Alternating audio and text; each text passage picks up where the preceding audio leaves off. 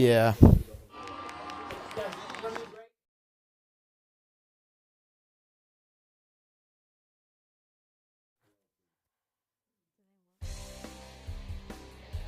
Evidence stay high.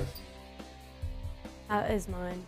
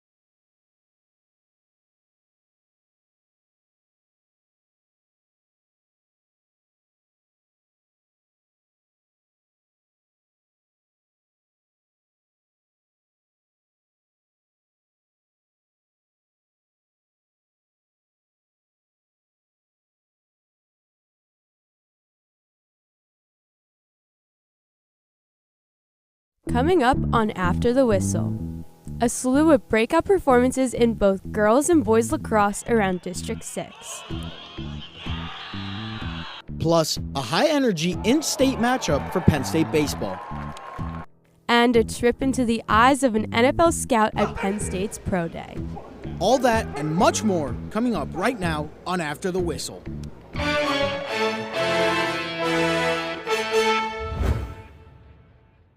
Hello everyone and welcome to After the Whistle. I'm Amanda Vogt. And I'm Carlos Garcia. We begin After the Whistle with breaking news. Media outlets are now reporting that Penn State will hire VCU's Mike Rhodes as its new head men's basketball coach.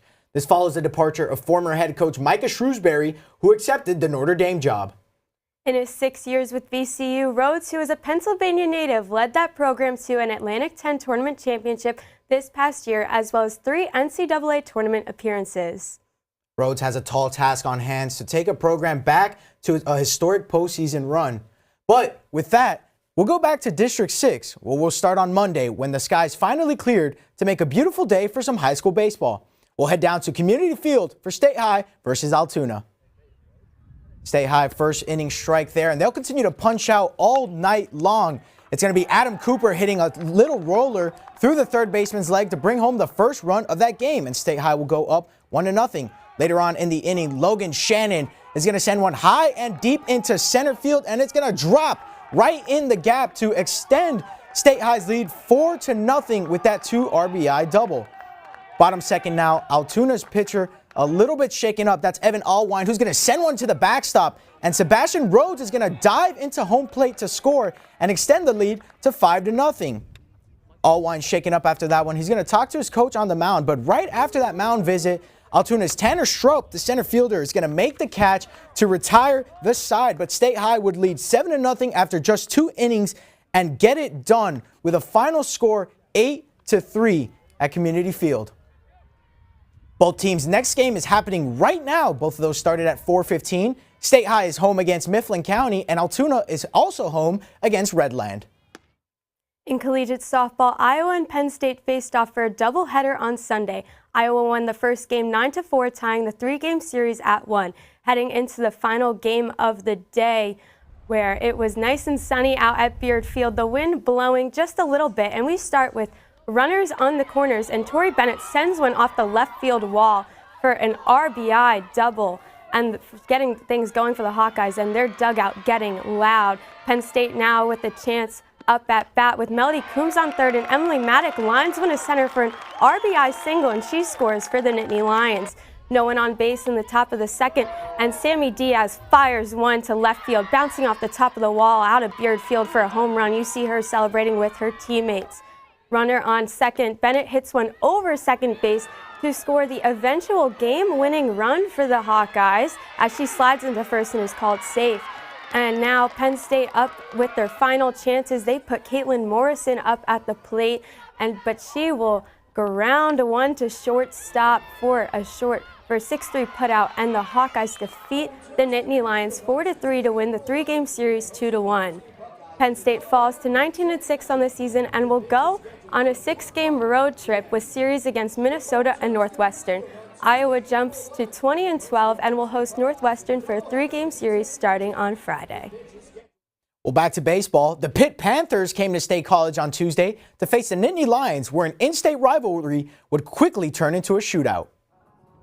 They received Medler Field at Lubrano Park. The Pitt Panthers coming into State College to take on the Nittany Lions. We'll go to the bottom of the first here. That's Billy Gerlot lining one to right field for an RBI single.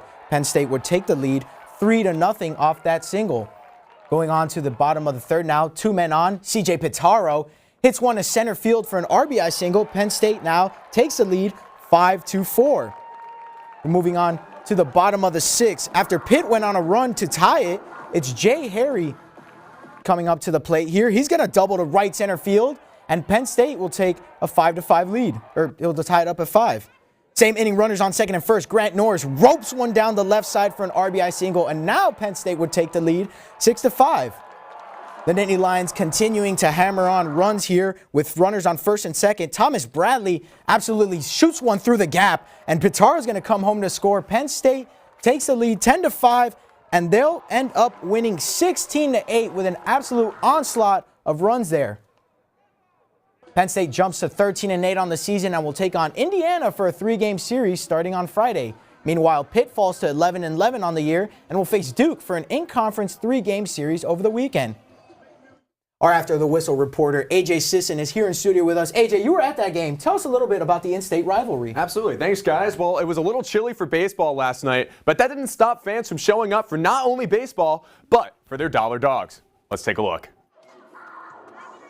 Dollar Dog Night is proving itself to be very popular after fans in both blue-white and blue-yellow consumed 1,737 hot dogs in support of their teams. I mean, if we got to do Dollar Dogs every night, I'm willing to do whatever it takes to get Dollar Dogs. However, the real dogs in this game were the Lions from Happy Valley, scoring 11 of their 16 runs in the last 3 innings. And yet another strong showing at home, Penn State is 4-0 when opponents come into town. And no, they have not all been on Dollar Dog Night. My whole last at-bat with the walk, the whole student section was a-cappelling our PSU chants, and I'm trying to stay focused. I'm like, geez, guys, I'm in the box. I mean, but it definitely helps, and I think that's why we've had such good success at home this year. Well, it's 40 degrees here at Medler Field, and it might be the coldest baseball game I've ever been to, but it didn't stop these bats from heating up. The Panthers rallied to cut their deficit to 2 runs in the 8th inning, but manager Rob Cooper said you have to cast your cold feelings aside and stay focused on the task at hand. Very proud of how they handled it. You got to control what you can control, and you just can't control the weather, can't control, a lot of different things. So just stay with what you can. We know we can compete. I mean, you guys saw the Sunday game, it was much better. So hopefully just take what we had going today, move it into Indiana, and so forth. Well, after winning 16-8, Rob Cooper said that he wanted to dedicate that game to his late father-in-law, someone he knew longer than his own father. The Indy Lions will continue their 9-game homestand this Friday against the Hoosiers. Well, back to you guys at the desk. Coming up next, we take a look at this week's action in boys and girls lacrosse, as well as Penn State women's lacrosse. We also take you inside the eyes of an NFL scout at Penn State's annual NFL Pro Day. But first, let's take a look at some scores from around District 6 in various sports.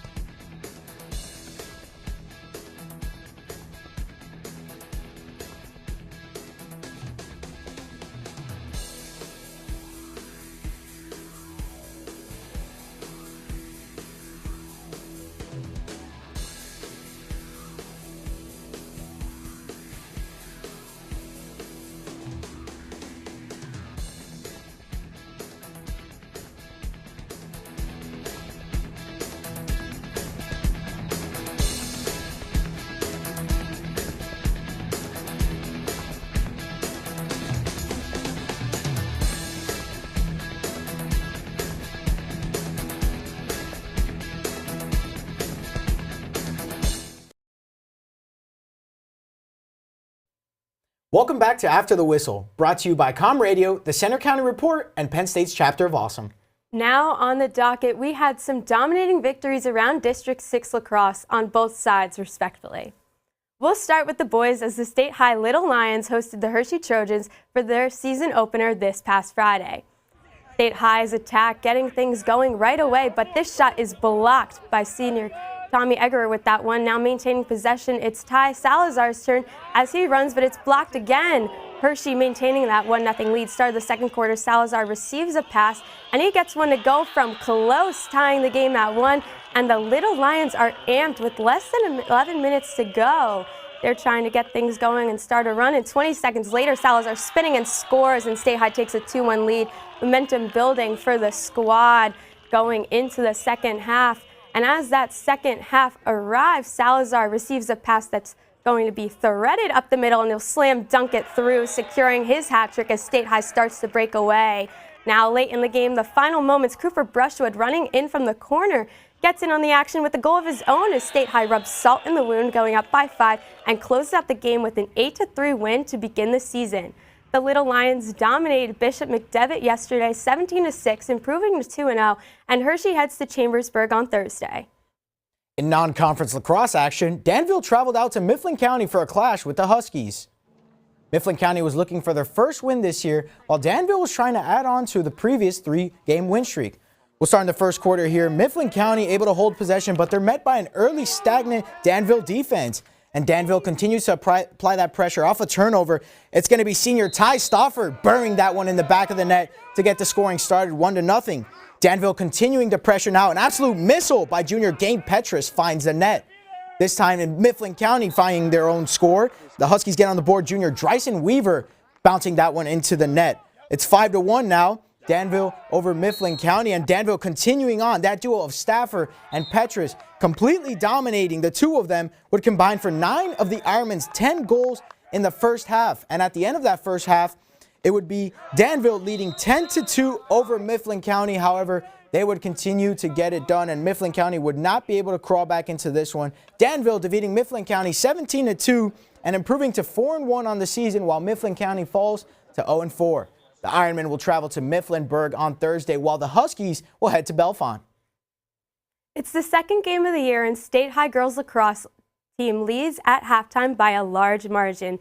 We begin as the Little Lions are huddling before the second half, already leading over Bishop McDevitt.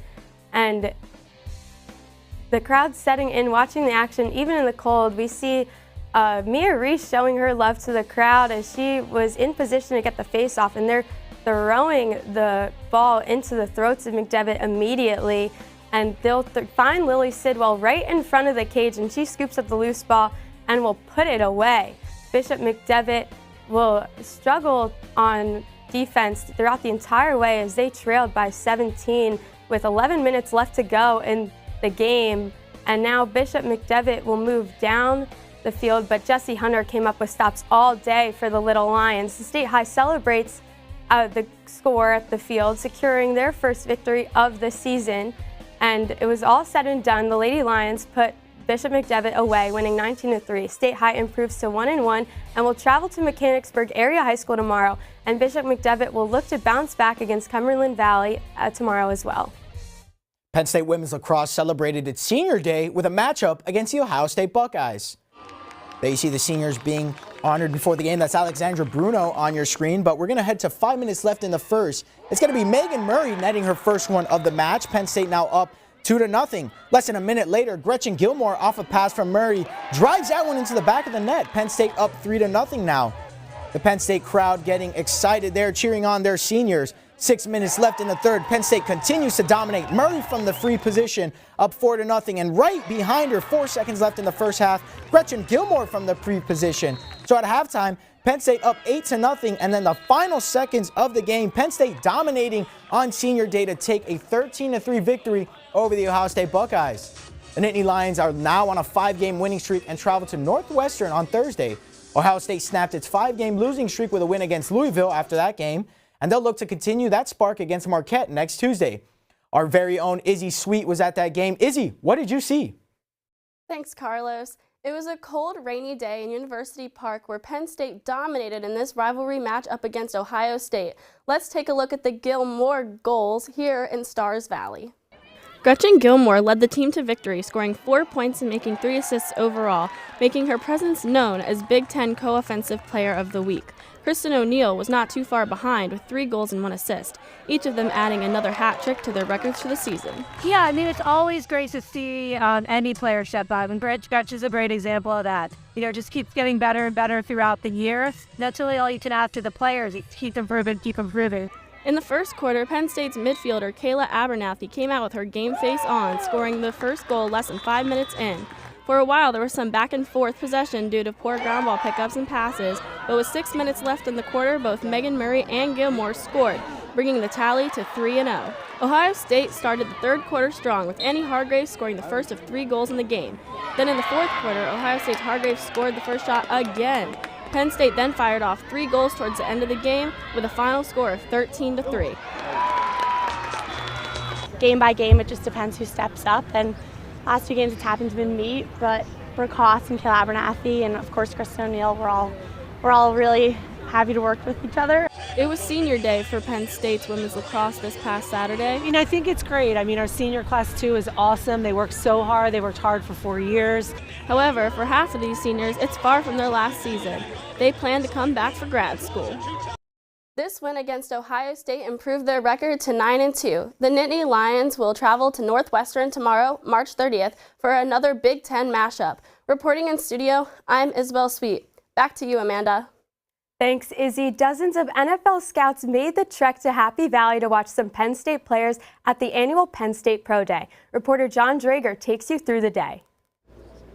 Only 1 month away from the NFL Draft, Penn State held its annual Pro Day at Haluba Hall. The event consists of 5 different types of drills to show their strength and athleticism to test how they would match up at the professional level. Once those metrics were done, it was time for individual position workouts ran by specific NFL coaches and scouts. The experience was helpful for these players trying to make it to the league. I think a lot of guys have the athleticism. You know, they got a whole lot, but you know, when we're on that field for 60 minutes, we're gonna see who really wants it, and that's what I show scouts. After leading Penn State to a Rose Bowl victory in January, quarterback Sean Clifford never got the invite to the NFL Combine back in early March. When I didn't see my name as a Combine guy, I felt disrespected for sure, and just being able to come out here, show the scouts what I got, and being able to really just put on a show. 13 Nittany Lions laced up the cleats and headed out of here into Haluba Hall, where dozens of NFL scouts got to see them in various drills. However, when it came to the defensive back drills, cornerback Joey Porter Jr. felt favoritism from his father's former team.